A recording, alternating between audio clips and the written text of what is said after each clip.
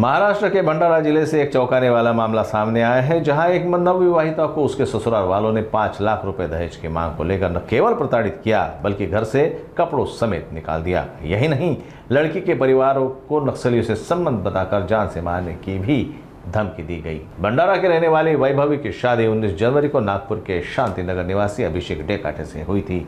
शादी के कुछ ही दिनों बाद पति अभिषेक, ससुर राजेंद्र, सास माधुरी और ननद नंदिनी ने वैभवी को मानसिक और शारीरिक रूप से प्रताड़ित करना शुरू कर दिया। उनकी मांग थी 5 लाख रुपए का दहेज।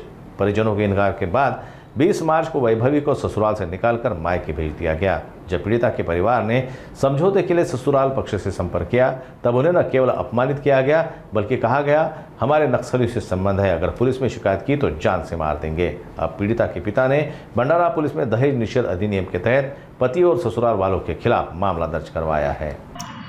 दिनांक 28/5/2025 रोजी पोलीस स्टेशनला एक वैष्णवी अभिषेक डेकाटे, त्यांच्या वडिलांचं नाव प्रतीक तांबोळी, ती वैष्णवी प्रॉपर राहणारी भंडाऱ्याची आहे आणि तिचं लग्न 2025मध्ये जानेवारी 2025मध्ये नागपूर येथे डेकाटे कुटुंबामध्ये झालं होतं। परंतु लग्न झाल्यापासूनच तिला सासरच्या लोकांनी मानसिक शारीरिक छळ केल्याची त्यांनी तक्रार पोलीस स्टेशनला दिली होती।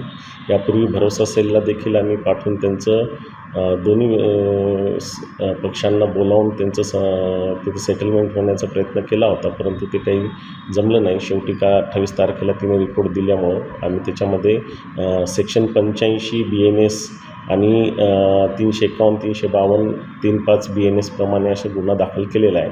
त्यामध्ये वैष्णवी डेकाटेचे पती, सासरे, त्याच्यानंतर त्यांची सासू आणि नणंद असे 4 लोकांविरुद्ध मानसिक त्रास आणि हुंड्याची मागणी केली आहे, अनुषंगाने गुन्हा दाखल केलेला आहे। वैष्णवीचे कुटुंब हे नागपूरमध्ये राहतात। त्यांनी त्यांच्या वडिलांनी तसा आरोप केला होता की यांचे नक्षल्यांशी संबंध आहेत, पण तसं अद्याप काही तपासामध्ये निष्पन्न झालेलं नाही। सध्या गुन्ह्याचा तपास एक महिला अधिकाऱ्यांकडे आम्ही दिलेला आहे, VK मॅडमकडे, आणि त्यांच्या याच्यामध्ये तो तपास चालू आहे। जर तपासामध्ये काही अशा गोष्टी आढळून आल्यास तर पुढील कारवाई आम्ही करू।